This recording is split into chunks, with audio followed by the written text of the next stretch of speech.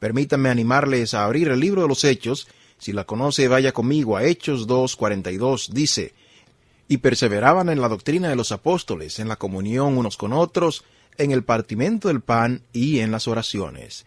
El último par de meses que hemos estado profundizando en la imagen de la iglesia primitiva y lo que le hizo diferentes, su devoción a la palabra y el fundamento de la palabra, su dedicación en el cuidado los unos de los otros sacrificialmente y a la comunidad. Y ellos se entregaban al partimiento del pan, la cena del Señor como centro del culto, y su dedicación a la oración. Lo que vamos a ver en esta y la próxima semana es que la oración era la fuente de la vida en la iglesia primitiva, que era el aire que respiraban día a día, que era fundamental, la fuerza que movía todo lo que ellos hacían. Y estoy convencido de que una de las enfermedades de la iglesia evangélica moderna, especialmente en América, es que hemos tomado lo que era fundamental en la iglesia primitiva y lo hemos hecho un complemento en nuestras iglesias hoy en día, tomando la oración como algo complementario, un programa opcional para pocos fieles, contrario a la fuerza motora que impulsa todo lo que hace la iglesia. Entonces, lo que vamos a hacer es profundizar en el libro de los Hechos, el cual tiene más referencias a la oración que cualquier otro libro del Nuevo Testamento. Y vamos a ver cómo la vida de oración en la iglesia se desarrolló como una misión en el avance del cristianismo. Vamos a usar dos historias diferentes como fundamento, pero quiero que empecemos por ver 3 versos. Ten tu lápiz o bolígrafo a mano para subrayar o tomar notas sobre la vida de oración de la iglesia primitiva en el libro de los Hechos. Yo quiero que usted vea conmigo en Hechos 1:14. Quiero que veamos 3 casos desde el inicio en que la Biblia dice que la iglesia se dedicó a la oración. En cada uno de esos 3 versos quiero mostrarles, actualmente la traducción en inglés utiliza diferentes palabras, pero son las mismas en griego, el idioma original del Nuevo Testamento. El versículo 14 de Hechos 1 dice: todos estos perseveraban unánimes en oración y ruego, y con las mujeres, y con María, la madre de Jesús, y con sus hermanos, perseveraban. Esa palabra es la misma que se utiliza para describir lo que ocurre en Hechos 2:42. En lugar de reunirse constantemente en Hechos 2:42, dice que perseveraban, e incluye un par de cosas, y al final también menciona la oración. Luego, al llegar a Hechos 6:4, sigue adelante y mueve tus dedos, vamos a ver muchas inferencias con la actualidad. Empezaremos en Hechos 6:3, solo para tener una idea. Esto es cuando ellos estaban eligiendo lo que iban a servir como diáconos. Ya hemos estudiado este pasaje juntos. Buscad pues, hermanos, de entre vosotros a 7 varones de buen testimonio, llenos del Espíritu Santo y de sabiduría, a quienes encarguemos de este trabajo, y nosotros persistiremos en la oración y en el ministerio de la palabra. Vamos a prestarle atención a ella, vamos a dedicarnos a ella, vamos a participar constantemente en oración. Esos son los términos que estamos viendo, se utilizan para describir la vida de oración en la iglesia primitiva. Así que lo que quiero que hagamos es que pensemos acerca del significado que tiene para la iglesia el entregarse a la oración. ¿Qué queremos significar cuando decimos que perseveraban en la oración? Porque hay más de 30 referencias a la oración en el libro de los Hechos. No tenemos tiempo para estudiar todos y cada uno de ellos en este momento, pero déjenme mostrarles 2 historias que creo ejemplifican y muestran la prioridad de la oración en la iglesia primitiva. Volvamos a Hechos 4. Permítame que les lea esta historia. En Hechos 4, el contexto aquí es que los cristianos por primera vez enfrentan la persecución, han sido enviados al concilio, han sido amenazados. Dice el verso 23, y puestos en libertad, vinieron a los suyos y contaron todo lo que los principales sacerdotes y los ancianos les habían dicho. Y ellos, habiendo oído, alzaron unánimes la voz a Dios y dijeron, quiero que escuchen la oración de la iglesia perseguida en Hechos 4. Imaginen que están siendo atacados y amenazados. Esto es lo que ellos oraron. Soberano Señor, tú eres el Dios que hiciste el cielo y la tierra y el mar y todo lo que en ellos hay, que por boca de David tu siervo dijiste. ¿Por qué se amotinan las gentes y los pueblos piensan cosas vanas? Se reunieron los reyes de la tierra y los príncipes se juntaron en contra del Señor y contra su Cristo, porque verdaderamente se unieron en esta ciudad contra tu santo Hijo Jesús, a quien ungiste, Herodes y Poncio Pilato con los gentiles y el pueblo de Israel, para hacer cuanto tu mano y tu consejo había antes determinado que sucediera. Y ahora, Señor, mira sus amenazas y conceda a tus siervos que con todo denuedo hablen tu palabra, mientras extiendes tu mano para que se hagan sanidades y señales y prodigios mediante el nombre de tu santo Hijo Jesús. Cuando hubieron orado, el lugar en que estaban congregados tembló, y todos fueron llenos del Espíritu Santo, y hablaban con denuedo la palabra de Dios. Hay un retrato de la oración de la iglesia primitiva. Si ustedes estuvieron aquí con nosotros en abril, tuvimos 4 hermanos de Sudán con nosotros.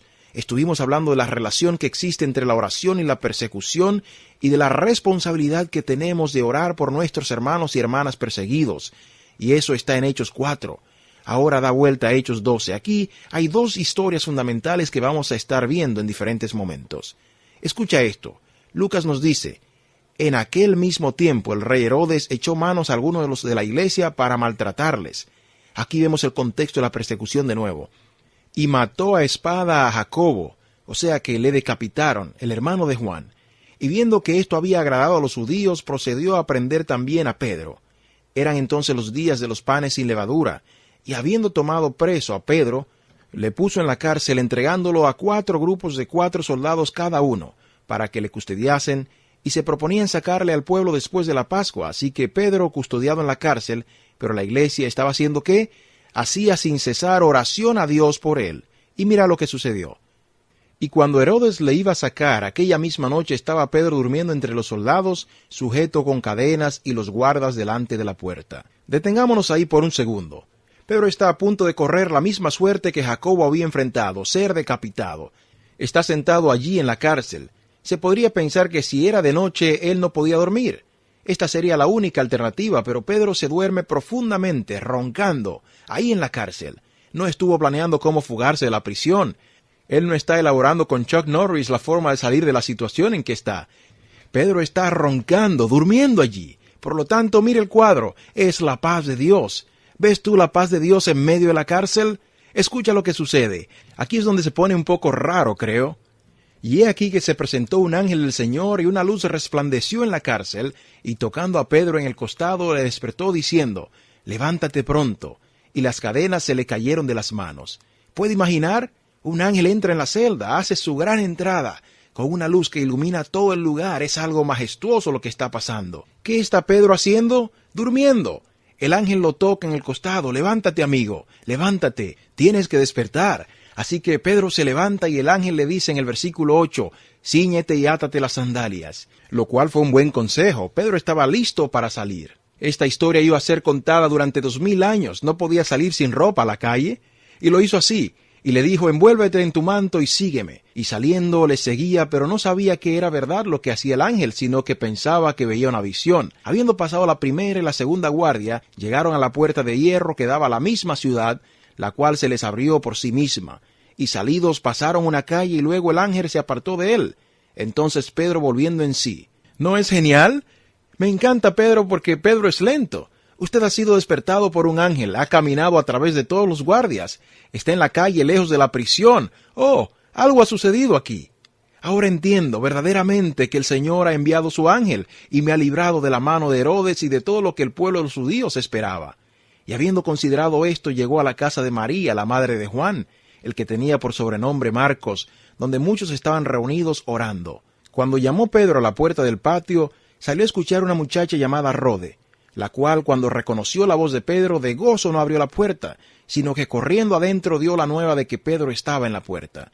Pónganse en los zapatos de Pedro. ¿Se han dado cuenta de que usted es un preso que se ha fugado y ha huido de la prisión? Usted está en medio de la calle tratando de entrar. Y ellos le dijeron: estás loca. Cállate, Rode. Estamos orando por Pedro. Pero ella aseguraba que así era. Ellos dijeron: Rode, si no dejas de interrumpirnos, Dios nunca va a responder nuestra oración. Dios, te pedimos por Pedro. Por último, los demás deciden ir a la puerta. Entonces ellos decían: es un ángel. Versículo 16, mas Pedro persistía en llamar, y cuando abrieron y lo vieron, se quedaron atónitos. Pero él, haciéndole con la mano señal de que callasen, les contó cómo el Señor le había sacado de la cárcel, y dijo: haced saber esto a Jacobo y a los hermanos. Y salió y se fue a otro lugar. Luego que fue de día, no hubo poco alboroto entre los soldados sobre qué había sido de Pedro. Mas Herodes, habiéndole buscado sin hallarle, después de interrogar a los guardias, ordenó llevarlos a muerte. Después descendió de Judea a Cesarea y se quedó allí. Y Herodes estaba enojado contra los de Tiro y Sidón, pero ellos vinieron de acuerdo ante él, y sobornado Blasto, que era camarero mayor del rey, pedían paz, porque su territorio estaba abastecido por el del rey. Y un día señalado, Herodes, vestido de ropas reales, se sentó en el tribunal y les arengó. Y el pueblo aclamaba gritando: voz de Dios y no de hombre. Al momento un ángel del Señor le hirió, por cuanto no dio la gloria a Dios y expiró comido de gusanos. Pero la palabra del Señor crecía y se multiplicaba. Usted quiere estar del lado de Dios. Ahora, hay dos imágenes de la oración en la iglesia primitiva. Con estas como fundamentos, quiero que nos adentremos en el libro de los Hechos para ver lo que significa dedicarse a la oración, y quiero que nos hagamos algunas preguntas. Puede parecer muy importante, pero creo que tenemos la tendencia a perdernos en ella. Musulmanes están orando, hay mucha gente orando en todo el mundo. Oran los hindúes, hay un montón de gente orando. La pregunta es, ¿a quién oramos nosotros? ¿Qué es lo que diferencia al Dios de la Biblia en el libro de Hechos de todos los demás? Veamos características. Número 1. Oramos al Dios que es soberano sobre todo el mundo. Que Dios sea soberano significa básicamente que controla todo. Él tiene un propósito y que ha de lograr. Eso es lo que significa la soberanía de Dios. Salmo 24:1 dice, «De Jehová es la tierra y su plenitud, el mundo y los que en él habitan». Él es soberano. Salmos 22 dice que todo dominio, toda autoridad le pertenece a Dios. Salmo 47 dice que Él es el rey de toda la tierra, que todos los reinos le pertenecen. No es bueno saber que cuando ves a CNN o Fox News y ves lo que está pasando con los líderes del mundo, pensar que cada uno de ellos está bajo la autoridad de Dios en última instancia. Salmo 66 dice que toda la tierra está sometida ante Dios. Ahora bien, fue grandioso. Cuando llegamos al capítulo 4, versículo 24, y la iglesia primitiva inclina su rostro en medio de la persecución, ¿cómo comienzan ellos su oración? No dicen, querido Dios, ellos dicen, soberano Señor, aquel que tiene autoridad sobre todas las cosas. Y eso fue muy importante para ellos en ese momento en que enfrentaban persecución en todas partes, cuando recibían amenazas contra su familia, cuando recibían amenazas contra la iglesia. Es bueno mirar hacia arriba y ver que Dios está en control, que tiene un propósito que ha de cumplirse a través de todo esto. Es por eso que mientras oran citan en el Salmo 2 que habla acerca de cómo Jesús habría de ser crucificado por estas mismas personas y que dicen que lo que le pasó a Jesús ocurrió porque ellos decidieron que sucediera. No, la muerte de Cristo en la cruz no fue un accidente. Nada de lo que sucede en nuestras vidas es un accidente. Todo está bajo la mano soberana de Dios. Vemos lo mismo en Hechos 12. El mundo y la iglesia enfrentándose entre sí. Aquí está el rey Herodes y todo su poderío, y a Pedro encarcelado, y algunos de la iglesia orando, sin ningún poder, excepto el de la oración. ¿Y qué pasa? Dios muestra su grandeza. Dios es el héroe de Hechos 12, no Pedro. Pedro casi ni siquiera aparece en el resto del libro de los Hechos. Dios es el héroe. Está mostrando su soberanía que está en control y no Herodes. Quiero que pienses en cómo esto afecta la forma en que oramos. ¿No es bueno saber que el Dios que adoramos en este lugar es soberano sobre todo este mundo? Señoras y señores, cuando el matrimonio parece que está cayendo a pedazos, cuando el cáncer está en su progreso, cuando las cosas son confusas en nuestro lugar de trabajo, o cuando en el hogar simplemente nada parece tener sentido, ¿no es bueno saber que podemos caer de rodillas y mirar hacia arriba y ver que Dios todavía está en su trono y que Él siempre está en control, que no hay nada que nos suceda por casualidad? ¿Entiendes esto? Los perseguidores en Hechos 4 y Hechos 12 estaban en un hilo. No podían hacer nada fuera del poder soberano de Dios. ¿Y esa no es una buena noticia para nuestros hermanos y hermanas que están en las cárceles en China y Corea del Norte? ¿No es bueno para ellos que han sido separados de sus familias y que tal vez nunca volverán a verlos, y que al mirar los ojos de sus perseguidores creer que la mano soberana de Dios cumple su propósito? Él es soberano sobre todo el mundo. Y esto afecta la forma en que se oró a lo largo de este libro. Si observas en Hechos 16 y estás orando para que las gentes vengan a la fe en Cristo y para que sus ojos sean abiertos para salvación, Dios en su soberanía abre los ojos de la gente para que vean su gracia y su misericordia y para llevarnos a Cristo. En Hechos 18 Pablo está luchando en medio de Corinto, una ciudad en la cual era muy difícil estar. Él está luchando y a la vez preguntándose si tal vez debería irse. En Hechos 18, 9 al 11, Jesús viene a él y dice, Pablo, no temas, habla, no calles, porque yo estoy contigo, y ninguno pondrá sobre ti la mano para hacerte mal. He aquí la razón, porque yo tengo mucho pueblo en esta ciudad. Esa es la soberanía de Dios. Él dice, Pablo, hay mucha gente en la ciudad que van a venir a la fe en Cristo. Tú te quedas aquí y predicas. Por lo tanto, Pablo lo hizo. Y el siguiente versículo dice, y se detuvo allí 1 año y 6 meses enseñándoles la palabra de Dios. ¿No es bueno saber? Y estoy convencido de que Dios tiene gente aquí en Birmingham, a las cuales quiere abrir los ojos para salvación. Él tiene el poder para hacer eso. Él nos quiere utilizar para hacer eso. ¿No es bueno saber que hay gente en esta ciudad, entre los millones, que nunca han oído el nombre de Jesús, a los cuales quiere llamar y abrir sus ojos para salvación, y que va a hacerlo a través de nosotros? Vale la pena orar por eso. Recuerdo que cuando estábamos en el este de Asia, ustedes me han oído hablar de eso algunas veces, que cuando estábamos en la iglesia en los sótanos, la primera vez que fui, mientras yo estaba y hacía todo, el resto del equipo, incluyendo a mi esposa Heather, estaban en un campus universitario, principalmente en esta área no alcanzada. Muchos nunca habían oído el nombre de Jesús, compartían el evangelio en forma encubierta, y que habían desarrollado algunas relaciones. Había una chica con la cual Heather había pasado mucho tiempo, pero había llegado el fin de semana y por la mañana hacíamos las maletas, y aún nadie había venido a la fe en Cristo. Habíamos visto a Dios hacer cosas impresionantes en algunas de esas iglesias en las casas, pero queríamos ver a alguien venir a la fe en Cristo. Hemos orado toda la semana. Dios, abre los ojos para que sean salvos. Dios, sabemos que en este campus hay gente que te pertenece. Llegamos a esa última mañana, había otro grupo que había llegado y también iba a estar haciendo algo parecido. Y se reunían en una habitación en ese edificio de apartamentos. Y habíamos caminado fuera de la habitación y estábamos poniendo nuestro equipaje en nuestros hombros para salir a la calle, y esta chica viene corriendo hacia Heather, quien había pasado todo ese tiempo con ella. Viene corriendo y dice: «Quiero creer en Jesús, quiero creer en Jesús». Heather, emocionada, y se acerca a ella, habla con ella y ora con ella. Ella puso su fe en Cristo. Y yo estoy sentado solo regocijándome. Mientras yo estaba sentado allí esperando para salir, había un devocional que venía de ese grupo que acababa de llegar, y ellos no se daban cuenta de lo que estaba pasando fuera. Pero oigo la lectura de la exhortación, ¿y sabes lo que están leyendo? Salmos 46:10. «Estad quietos y sabed que yo soy Dios. Enaltecido seré en la tierra, seré exaltado entre las naciones». Dios tiene un propósito y lo vamos a lograr. Dios es soberano sobre todo el mundo y vale la pena orar a Dios. No solo es soberano, pero lo segundo es que Dios provee todo lo que necesitamos. Él suministra todo lo que necesitamos. Quiero mostrarles un pequeño secreto que la iglesia primitiva sabía y que afectó a la forma en que oraban y que nosotros necesitamos saber. Vamos a Hechos 17. Quiero mostrarles un verso que no habla específicamente acerca de la oración, pero que nos enseña mucho acerca de la oración y sobre la forma en que la iglesia primitiva veía la oración. Busquen Hechos 17. Este es Pablo hablando en un aerópago y básicamente un grupo de personas muy cerradas a oír el evangelio. Escuche lo que Pablo les dice en el 24 y 25. «El Dios que hizo el mundo y todas las cosas que en él hay, siendo Señor del cielo y de la tierra, no habita en templos hechos por manos humanas». ¿Ve usted su soberanía allí? Eso es exactamente acerca de lo que Pablo está hablando. Ahora escuche el versículo 25 acerca del Dios que suministra todo lo que necesitamos. «Ni es honrado por las manos de hombres como si necesitase de algo, pues es Él quien da vida a todos y aliento y todas las cosas». ¿Entendiste? Quiero que pienses en cómo esto se relaciona con la oración. Permítame que les lea una vez más. «Ni es honrado por manos de hombres como si necesitase de algo, pues es Él quien da a todos vida y aliento y todas las cosas».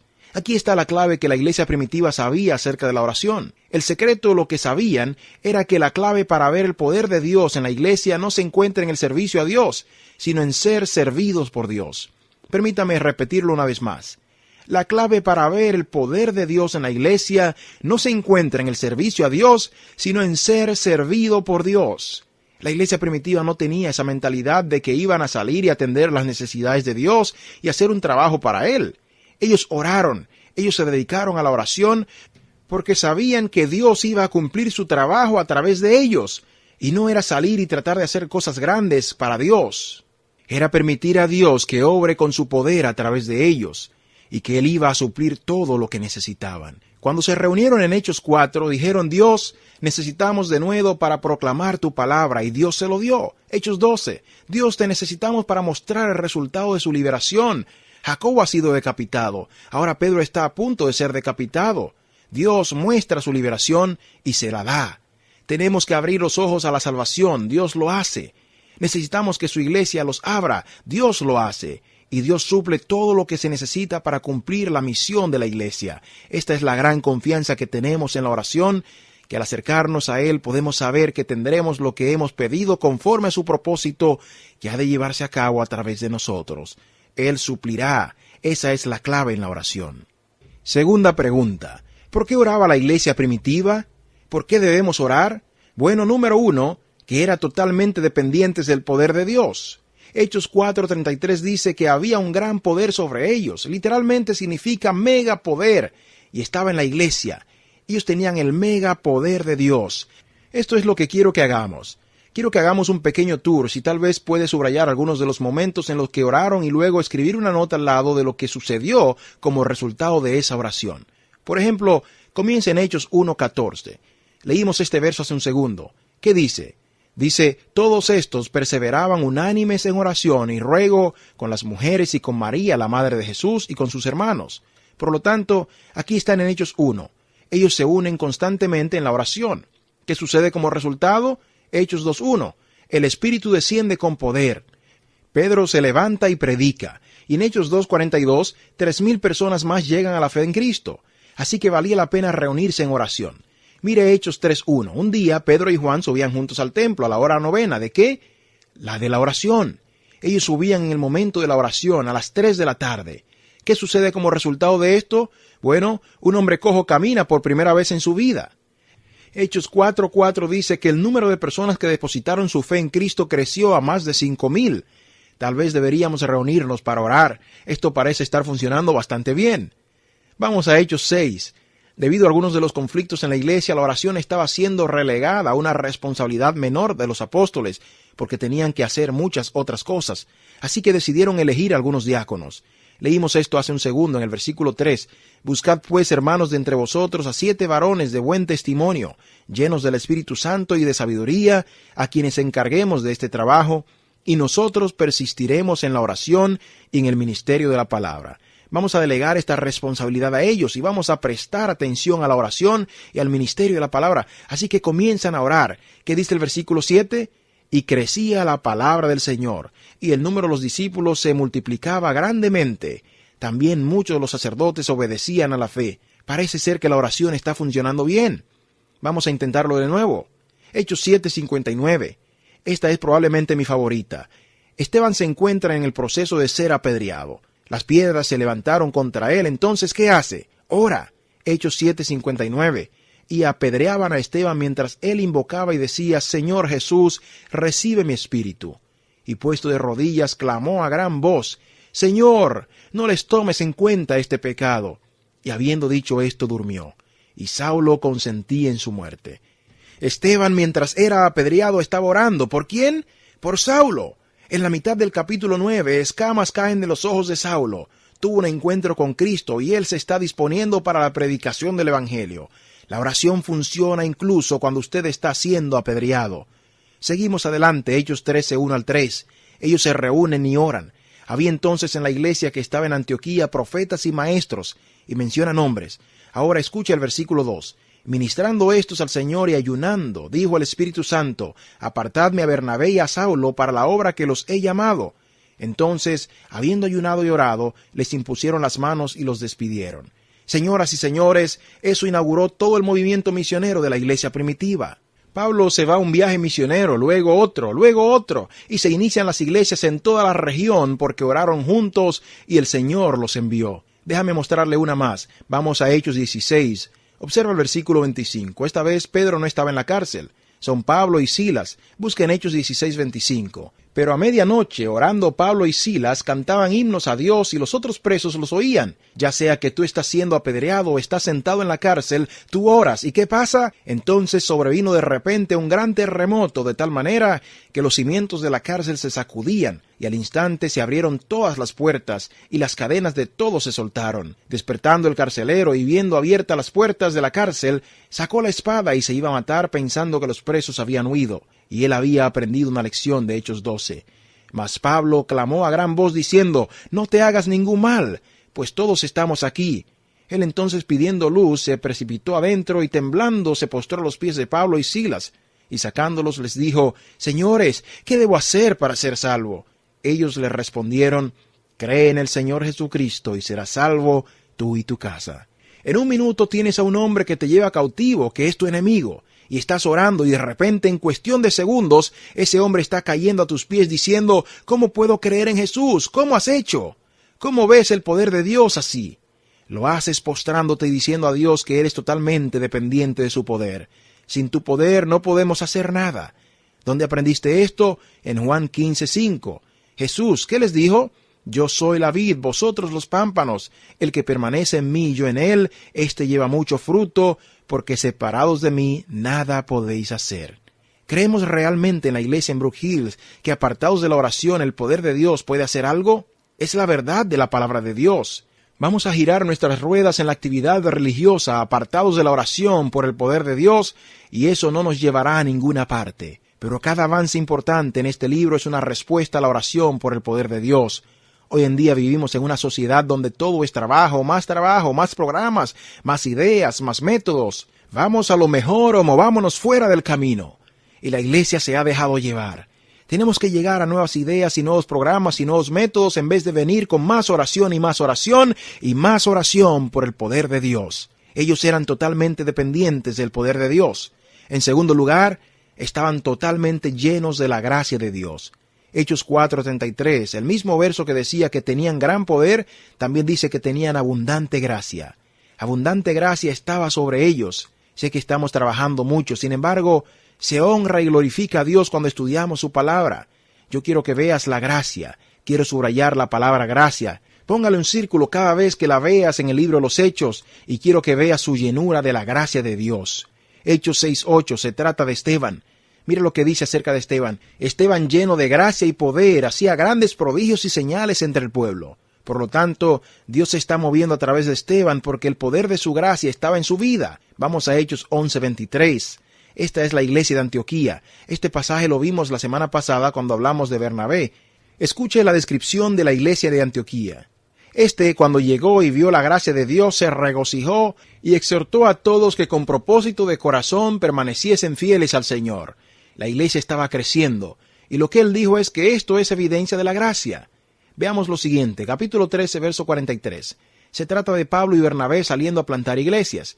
Y despedida la congregación, muchos de los judíos y de los prosélitos piadosos siguieron a Pablo y Bernabé, quienes hablándoles les persuadía a que perseverasen en la gracia de Dios. 14:3. Por tanto, se detuvieron allí mucho tiempo, hablando con denuedo, confiados en el Señor, el cual daba testimonio a la palabra de su gracia, concediendo que se hicieron por las manos de ellos señales y prodigios. El plan de Dios es su gracia, y todas estas señales y prodigios están ocurriendo a causa de su gracia. Versículo 26 del mismo capítulo. De allí navegaron hacia Antioquía, desde donde habían sido encomendados a la gracia de Dios. Todo este viaje misionero describe cómo la gracia de Dios dirige y completa la obra. Capítulo 15, verso 11. Hay cierto debate sobre quiénes realmente podían llegar a ser cristianos, que podrían ser parte de la iglesia. Dice, antes creemos que por la gracia del Señor Jesús seremos salvos de igual modo que ellos. 3 capítulos más adelante, Hechos 18:27, habla de la gente que cree en el Evangelio. Escucha. Y queriendo él pasar a Acaya, los hermanos le animaron y escribieron a los discípulos que le recibiesen. Y llegando él allá fue de gran provecho a los que por la gracia habían creído. Al llegar fue una gran ayuda para aquellos que por la gracia habían creído. ¿Por qué creían eso? Porque la gracia estaba en ellos. Hechos 20:24. Es Pablo hablando acerca de los viajes misioneros y la razón por la cual lo hicieron. Escuchen lo que dice. Pero de ninguna cosa hago caso, ni estimo preciosa mi vida para mí mismo, con tal que acabe mi carrera con gozo, y el ministerio que recibí del Señor Jesús, para dar testimonio del Evangelio de la gracia de Dios. He dado mi vida por esto, y quiero dar testimonio del Evangelio de la gracia. Versículo 32. Y ahora, hermanos, os encomiendo a Dios y a la palabra de su gracia, que tiene poder para sobreedificaros y daros herencia con todos los santificados. La palabra de su gracia es todopoderosa. Una y otra vez la iglesia avanza, el evangelio se hace más fuerte, cosas maravillosas están sucediendo porque la gracia de Dios está sobre ellos. Una y otra vez se le atribuye a la gracia. Date cuenta que la iglesia primitiva no crecía porque ahora tenían un agradable pastor, ni porque tenían un nuevo grupo en el culto, ni porque habían nuevos planes y nuevas metodologías. Una y otra vez la intención del Espíritu es mostrarnos que la iglesia crecía por una sola razón, su gracia. ¿Por qué lo repite una y otra vez? Porque el que da la gracia tiene la gloria. Porque si la razón es el nuevo pastor, entonces el pastor tiene la gloria. Y si la razón es el nuevo grupo musical, entonces el grupo tiene la gloria. Si es el método, el programa, las personas, entonces todas estas cosas tienen la gloria. Pero Dios ha diseñado la iglesia para que al final el poder de su gracia y solo Él tenga la gloria. Dios pone su gracia en nosotros para que le demos todos los créditos a Él. Ellos estaban llenos de la gracia de Dios. ¿No es esta una buena forma de encaminar una iglesia? Dios nos muestra más de su gracia. Esa oración. Esa es la razón por la cual ellos oraban y estaban llenos de su gracia. Ellos dependían del poder de Dios y estaban llenos de su gracia. Número 3. Ellos estaban entregados por completo a la misión. A través de todo el libro de los Hechos podemos ver que en todo interviene la oración, que es algo intrínseco de la misión de la iglesia. Ese es el lugar que ocupa la oración en la misión de la iglesia. Dios nos ha dado la oración porque Jesús nos ha dado una misión. Probablemente mi libro favorito de teología de la misión es Deja que las naciones se alegren, escrito por el pastor John Piper. Y habla acerca del lugar de la oración en la misión de la iglesia. Quiero que oigas lo que dice. Así es como veo su mandato. Jesús llama a las tropas y les da una misión crucial. Vayan y lleven frutos y entréguenlo a cada persona que transmita el código de frecuencia del general al mando y díganles, camaradas, el general tiene una misión para ustedes. Él les va a acompañar. Y al final, Él me autoriza a darles a cada uno de ustedes acceso a Él a través de este trámite. Si permanecen en esta misión, Él les va a dar la victoria. Él siempre va a estar con ustedes y les va a dar las tácticas y les va a enviar una cobertura cuando lo necesiten. ¿No es esto bueno? Aquí están sus walkie-talkies. Ustedes lo van a ver tan pronto salgan a la misión. Cuando ustedes necesiten ayuda, solo llamen que Él va a suplir todo lo que ustedes necesiten.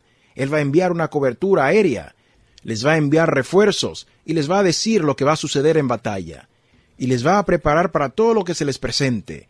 Ese es el concepto en que la oración intenta ser usada.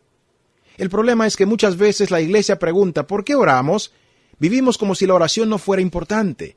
Así que vivimos preguntando por qué debemos orar. ¿Sabes por qué esa es una pregunta común? Porque no necesitas la oración cuando estás mirando TV y no necesitas orar cuando estás navegando en el Internet y no necesitas orar cuando no hay riesgos envueltos en la vida de la iglesia. No necesitas orar cuando no hay ningún sacrificio que hacer. No necesitas orar cuando vives en una monotonía o una actividad religiosa semana tras semana. No necesitas orar para eso. Damas y caballeros, eso lo pueden hacer por ustedes mismos. Ustedes pueden vivir la clase de vida cristiana que deseen sin que la oración sea necesaria. Y eso es posible en nuestra cultura. Desde el momento de ser salvos hasta el momento de la muerte, realmente no necesitan la oración. Aún así, cuando tú sacrificas todo para seguir a Cristo, cuando Él es tu única esperanza, tu único anhelo, cuando tienes que dedicar tu reputación, tu carrera y consagrarlos a Cristo, cuando tienes que entregar tu corazón para que otras personas crean en Cristo, cuando el dolor de tu alma es que millones de personas nunca han escuchado su nombre y tienes que lidiar una batalla para que el Evangelio sea conocido en esos lugares, entonces necesitas la oración. Tú dependes de la oración, es tu walkie-talkie y siempre tienes la necesidad de encenderlo. Tú no estás siendo llamado a tener más comodidad, tú estás siendo llamado por Dios una y otra vez porque tu vida depende de ello. Si semana tras semana, domingo tras domingo, vivimos en una actividad religiosa, entonces la oración no es necesaria. Pero si nosotros como familia de la fe estamos involucrados en la batalla de nuestra alma y de las almas de millones de personas que nunca han escuchado hablar del nombre de Jesús, entonces la oración es fundamental. Necesitamos la oración porque estamos entregados a esta misión. Recuerdo en una ocasión que estuve en la India. En esa ciudad había muchos musulmanes y muchos de ellos nunca habían sido expuestos al Evangelio. Estábamos trabajando con un musulmán de trasfondo islámico que había sido abandonado por su familia y había perdido todo por causa de Cristo. Yo iba con él y mientras el grupo iba a diferentes lugares, él y yo explorábamos dónde íbamos a ir. Yo iba en una motocicleta con él, lo que hacía que aumentara su oración, porque en la India ir en la parte de atrás de una motocicleta es altamente peligroso. Y eso no es justamente lo que deseas. Esto es lo que quiero que veas, quizás en el campo misionero, pero no en una motocicleta.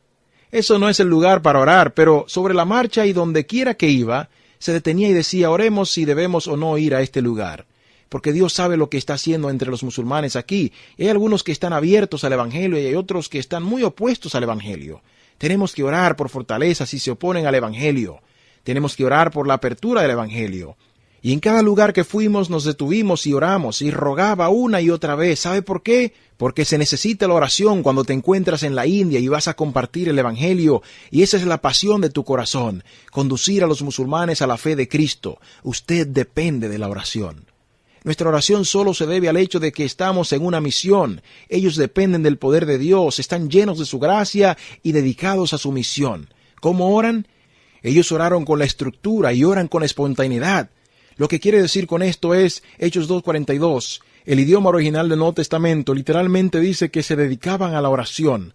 El artículo las lo vemos en el Hecho 2:42, pero no en la mayoría de las traducciones. Sin embargo, el punto es que ellos se dedicaban a la oración. Pero definitivamente hay una gran cantidad de evidencias de que en la iglesia primitiva tenían una estructura en su vida de oración, sobre todo cuando se reunían. Ellos hacían oraciones del Antiguo Testamento. Tenían una manera intencional de orar.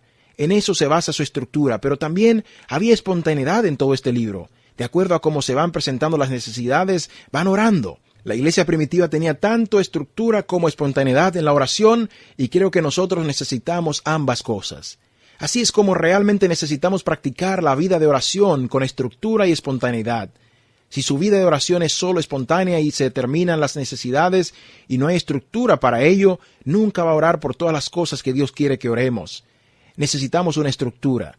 Si nuestra vida de oración está basada solo en la espontaneidad, rápidamente se convertirá en poco profunda. Una de las cosas que usualmente hago en mi oración diaria es orar intencionalmente por diferentes cosas en mi vida, porque sé que así no podré olvidarme de orar por ellas. Por lo tanto, tengo este tipo de estructura. Pero si eso es todo lo que tenemos, entonces nuestra vida de oración se convierte en madera. Se convierte en una tarea que tenemos que marcar. Y no se supone que sea así. Ellos oraron con estructura y oraron con espontaneidad. Y ambas reflejan una vida dedicada a la oración. ¿Tiene sentido? Y no solo la forma en que oraron. ¿Cuándo oraron? Ellos participaron concentrados en la oración constantemente. Ambas cosas, concentrada y continua. ¿Puedes imaginar eso? Hechos 1, 4 y 12. Son todos momentos en los que se reunieron probablemente por horas concentrados en la oración. Muchas veces decimos, bueno, yo oro cuando siento hacerlo. Se supone que debemos orar sin cesar, no cuando lo sentimos. Nuestra vida de oración no está destinada a ser sobre la base de nuestras emociones. Nuestra vida de oración ha de basarse en el hecho de que tenemos el deber ordenado por Dios de orar. ¿Alguna vez has visto el libro Los 5 lenguajes del amor que los gurús de las relaciones humanas escribieron? Habla de cómo iniciar una conversación entre las esposas y el esposo, acerca de qué tipos de lenguajes del amor hay. ¿Cuál es su lenguaje del amor? ¿Cuál es mi lenguaje del amor? Uno de los lenguajes del amor es calidad de tiempo. Creo que el lenguaje de amor de las mujeres es calidad de tiempo. Sé que el de mi esposa lo es. Yo no voy a ser capaz de llamar a Heather un par de veces durante el día cuando yo lo desee y decir, oye nena, ¿cómo estás? ¿Estás teniendo un buen día? Bueno, adiós. Si hago eso un par de veces durante el día, llego a la casa tarde de la noche y me voy a la cama y me levanto en la mañana siguiente y hago la misma rutina al día siguiente, simplemente esto no va a funcionar. No tendré una buena relación matrimonial. Es necesario que haya calidad de tiempo. Bueno, si es necesario que haya calidad de tiempo con un cónyuge, ¿cuánto más con el Dios del universo? Para pasar 15 minutos o media hora, o 1 hora, o 2 horas, o medio día, o un día entero concentrados en la oración. Perseverar. La Biblia dice, perseveraban en la oración. Ahora, ¿de dónde oraban? Bueno, ellos se reunieron para la oración y se apartaban para orar. Hacían las dos cosas. La mayoría de las veces que vemos a la iglesia orando en el libro de los Hechos, se reunían como si fueran una empresa. Por ejemplo, vemos en Hechos 13 que se reunían como lo hace una empresa. Oran y ayunan y envían a Pablo y Bernabé. Y en el resto de sus viajes misioneros continuamente están orando por los que han sido dispersados. En Hechos 16, 6 al 8, ellos están orando. Dios dice, haz clic aquí. En Hechos 18, 9 al 11, Dios dice, quédate aquí. En Hechos 20, 22, Dios dice, ve allá. Por lo tanto, se están dispersando a orar después que se reúnen para orar. Ambas cosas deben estar presentes en la iglesia. La oración unidos es importante y nos vamos a enfocar en ella la próxima semana. Estoy muy emocionado acerca de nuestra reunión el próximo domingo, cuando vamos a ver la importancia de la oración colectiva en la iglesia. Y no solo la oración colectiva, sino también la oración individual, ambas. Cuando miras la historia de la iglesia, no solo en el libro de los Hechos, sino también en la historia de la iglesia, siempre vemos la mano poderosa de Dios moviéndose, y esto está vinculado a la oración unida y perseverante de la iglesia. Déjame darte 2 ejemplos. Nueva York, 1857. Fue una época muy difícil en la ciudad de Nueva York. Alrededor de 30,000 hombres durante el periodo de solo 2 meses perdieron su empleo. Fue un momento financiero muy difícil. La gente estaba en una situación desesperada. Un señor llamado Jeremías Lemper fue designado como misionero. Era hombre de negocios muy tranquilo. Él fue designado como misionero en Nueva York, por lo tanto envió una invitación para los empresarios que quieran reunirse a orar los miércoles de cada semana al mediodía. Se hizo la invitación. El día se estableció. El siguiente miércoles va y se sienta, y pasados 5 minutos, 10 minutos, no hay nadie, y comienza a caminar de un lado a otro. Finalmente, pasada media hora, se oye a alguien subir los escalones. Una persona entra, luego otra, luego 3, finalmente 6 personas estuvieron orando durante media hora. La semana siguiente 40 personas se presentaron. Entonces dijo, bueno, es necesario orar todos los días. Así comenzaron a orar diariamente. Pasados 2 meses, más de 100,000 empresarios de Nueva York se reunieron todos los días a orar, y Dios comenzó a derramar su espíritu.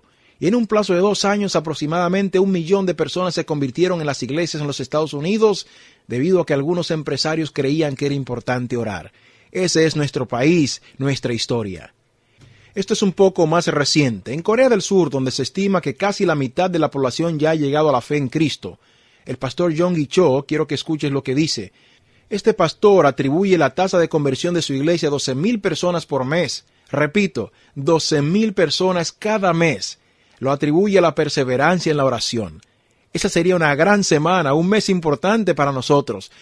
¿Cuántos servicios cree usted que se necesita para 12,000 personas el mes que viene y el siguiente mes? ¿Qué sucede cuando oramos? Él dijo que la gente iba a orar toda la noche. Ellos iban a la cama temprano en la noche y se reunían a las 4 de la mañana para orar. Uno de mis colegas, un compañero miembro de la facultad en el seminario de Nueva Orleans, ha pasado algún tiempo en Corea. Dijo que una mañana se encontraba en su habitación del hotel a eso de las 4 de la mañana y un ruido del exterior lo despertó. Había un estadio que estaba cerca del hotel donde él se hospedaba. Él dijo que el estadio estaba lleno de gente y todos estaban gritando y gritando. Él pensó para sí mismo, ¿qué tipo de deporte se juega en Corea a las 4 de la mañana? Más tarde investigó qué estaba pasando y alguien le dijo que era la iglesia de Corea que se reunía para orar. Dios, ¿qué pasaría en Alabama si nos reunimos en los estadios a buscar su gracia? ¿Qué pasaría? Este pastor dice que cualquier iglesia puede ver este tipo de crecimiento fenomenal si están dispuestos a pagar el precio de la oración. ¿Está la iglesia de Brook Hills dispuesta a pagar el precio de la oración? Dios nos ayude a estar unidos y dedicados a la oración. La última pregunta en la que quiero que pensemos es, ¿qué es lo que ellos piden? ¿Qué es lo que ellos piden? Aquí es donde quiero que relacionen su devoción a la oración a estas otras 3 facetas de la iglesia primitiva que hemos visto. Ellos se consagraron a la enseñanza de los apóstoles, al partimiento del pan y la oración. ¿Cómo se relaciona la oración con todo eso? En primer lugar, oraban por el avance de la palabra de Dios. Se consagraban a la enseñanza de los apóstoles y a soportar la palabra mediante la oración. Y vemos que a través de todo el Nuevo Testamento, Hechos 4, lo acabamos de leer, el Señor les permite hablar de su palabra con denuedo. Ellos citan la palabra en el Salmo 2 utilizando la expresión, tu palabra dice. Ahora nos disponemos a proclamar tu palabra con valentía. Fue la predicación de la palabra y la oración que los acompañó, y la oración fue lo que les dio poder a la predicación. Los dos van de la mano. No podemos tener uno sin el otro. Si predicamos sin oración, entonces solo estamos participando en la actividad religiosa. Si oramos pero no predicamos, nos perdemos en el progreso del Evangelio. Cuando ponemos la oración y la predicación juntas, entonces vemos cómo el poder de la palabra cobra vida. Dios nos ayuda cuando nos reunimos en este lugar y oramos para que el poder de la palabra sea desatado en nuestras vidas. En esta iglesia, para que conduzcamos a la gente a la salvación y que de esa forma, como iglesia, podamos ver a Dios en toda su gloria y que sometamos nuestras vidas a su propósito. Lo que sucede es que cada vez que oramos por el éxito de la palabra de Dios, se nos garantiza que Dios responderá y nos dará todo lo que pidamos. Esas son buenas noticias. Algunos dicen, bueno, cuando oro yo no pienso en las respuestas de Dios. Bueno, empieza a orar por el éxito de la palabra de Dios. Ore por el avance del Evangelio. Ore para que Dios abra nuestros ojos a la salvación. Tome versos de las Escrituras y dígale, Dios, tú dices en tu palabra que es su voluntad. Voy a orar para que esto se vea en mi vida. Juan 15:7 dice, si permanecéis en mí y mis palabras permanecen en vosotros, pedid todo lo que queréis y os será hecho. Éxito automático. Ora por el éxito de la palabra de Dios. En segundo lugar, ore por las necesidades de cada uno y el mundo. Sabemos que esta iglesia primitiva estaba unida de mente y corazón. Estaban unidos en oración. Es una de las cosas que les unían, era la forma en que se preocupaban por los demás. Se preocupaban y oraban por los demás. Cuando esto sucede, Dios comienza a darle su corazón a las personas. Esto afectó a la forma en que vivían entre ellos. En Hechos 12, cuando se reunían, oraban por asuntos específicos, no de manera general. No estaban en Hechos 12 diciendo, oh Señor, en algún lugar alguien está en la cárcel. Pedro está en la cárcel, Dios. Oramos para que tú muestres tu poder y muestres tu gloria en su vida. Levántalo, Dios, para que tu gloria sea mostrada. Y ore por las necesidades de los demás y el mundo que le rodea. Hay un libro que si estuviera a mi alcance me gustaría que cada uno de los miembros de esta congregación lo tuviera. El libro se llama Operación Mundo. Este libro básicamente es una guía de oración por todas las naciones del mundo y las necesidades representadas en todas las naciones. Si usted comienza a orar con este libro en enero y ora todos los días, al llegar a finales de diciembre habrá orado por todas las naciones del mundo. Naciones de las cuales nunca usted ha oído hablar, y usted va a orar. Dice lo que está pasando en esa nación, cómo la gente está viniendo a la fe en Cristo, las luchas y las necesidades de la nación y la oración por cada nación. Qué pequeñas son nuestras oraciones. Tenemos la oportunidad de ser parte de lo que Dios está haciendo en Camboya y en Vietnam hoy día de rodillas. Esta última semana, por ejemplo, el 11 de octubre se ora por Somalia. Informa en que Somalia hay alrededor de 12 millones de personas, más del 99.9% son musulmanes. 12 millones de personas. Somalia es el país con menos ley en el mundo y se nos dice que el pueblo de Somalia está desesperado por la paz y la restauración del orden público. Sabemos porque hemos visto algunas de estas cosas en las noticias y la guerra civil que ha sucedido durante la última década. La recuperación nacional es una necesidad, pero la población está traumatizada por el sufrimiento, la muerte, el hambre y el salvajismo de los combates. Escuche esto.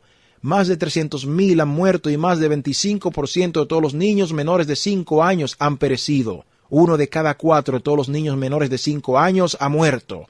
¿Cuántos de nosotros hemos estado orando por Somalia? ¿Cuántos de nosotros hemos inclinado nuestros rostros por Somalia?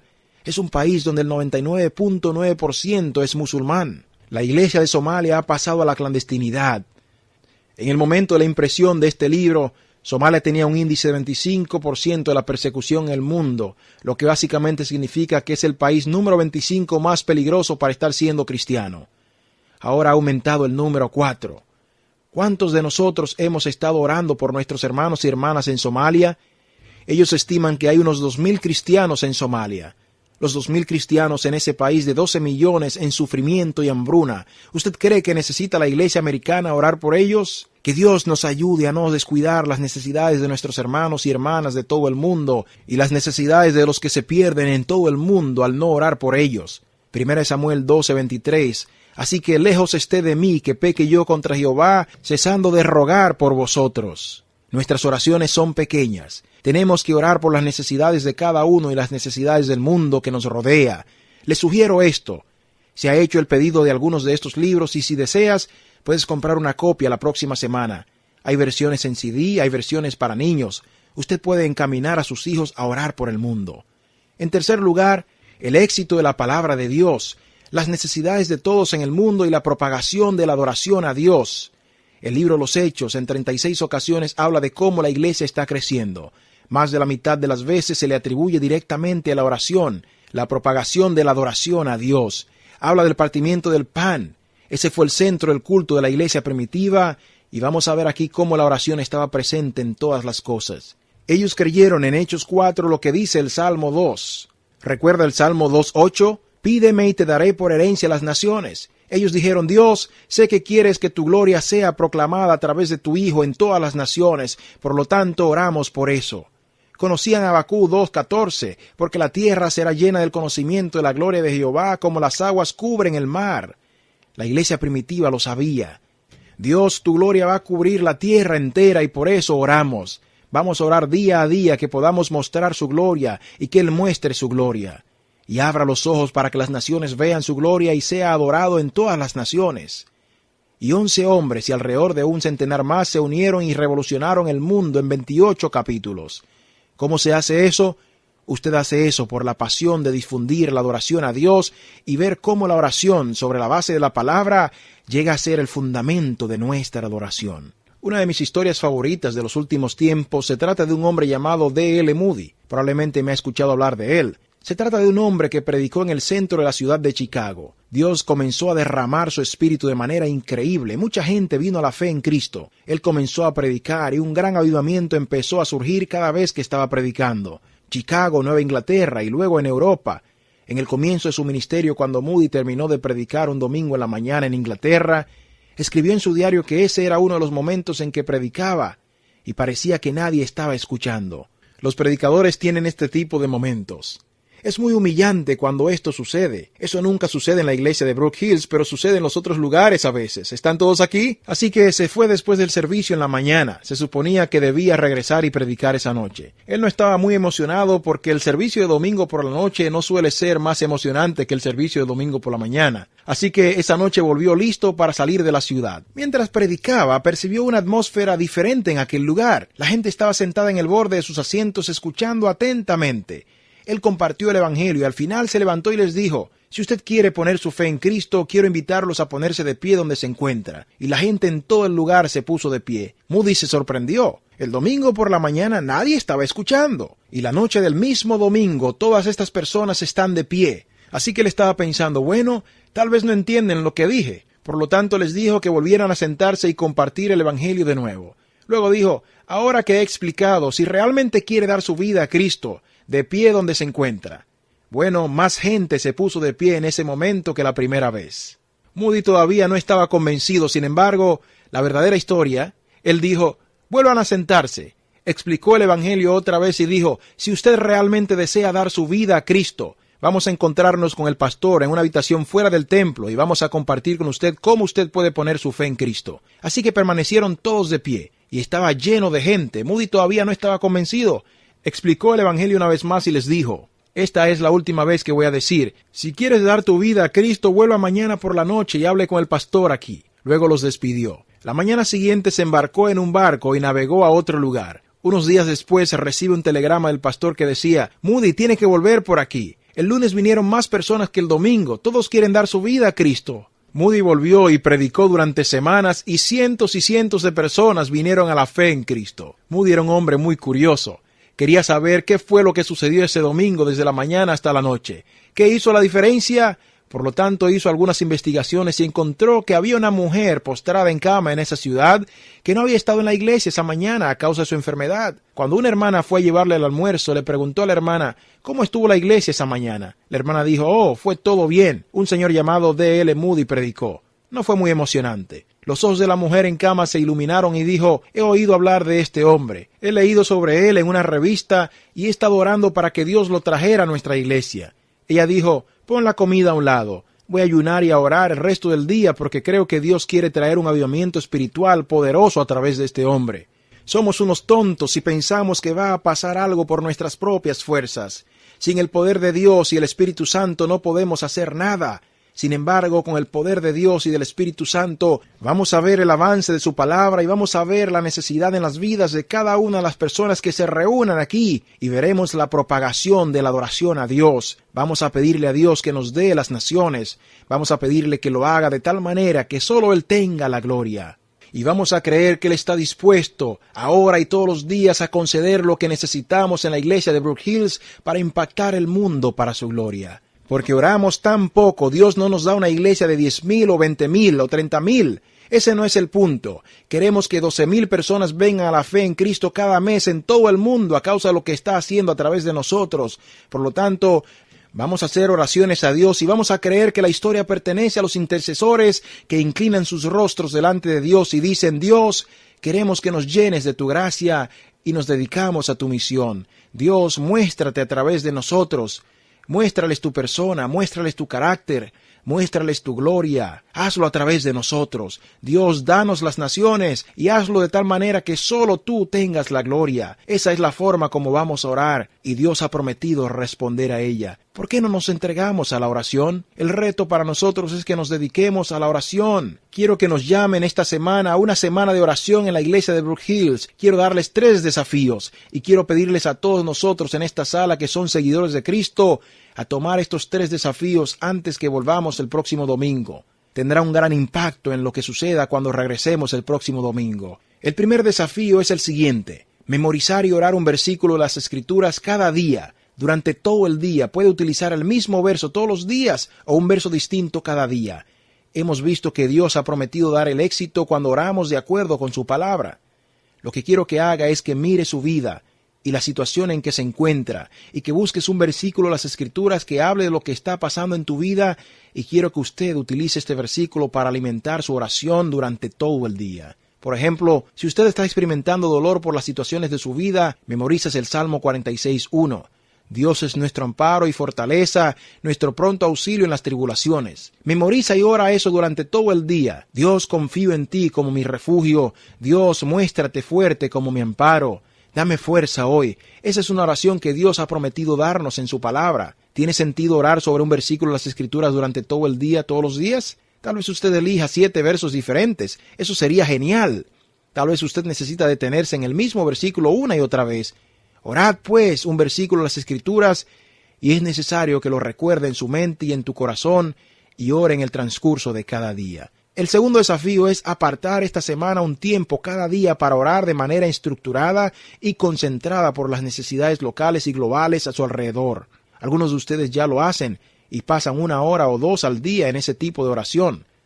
Tal vez usted ya lo hace, pero si no, comienza solo con esta semana. No comience a soñar sueños grandiosos de que lo va a hacer 4 horas al día durante el resto de este año. Eso sería genial, creo que sería increíble. Pero vamos a concentrarnos en esta semana y cada día ora por las necesidades locales y globales a tu alrededor. Por último, mi tercer desafío se refiere a lo que estábamos hablando. Quiero que empecemos a orar como iglesia cada día, la oración siguiente. Dios, danos las naciones y hazlo de tal manera que solo tú tengas la gloria. ¿Suena como una buena oración para orar juntos? Oremos para que todos los días, como en tiempo de la dispersión, y vamos a juntarnos a orar la próxima semana y la siguiente, y vamos a creer que Dios quiere darnos las naciones en una forma que solo Él reciba la gloria. Es bueno orar. Usted ha escuchado un mensaje del Dr. David Platt de la iglesia en Brook Hills.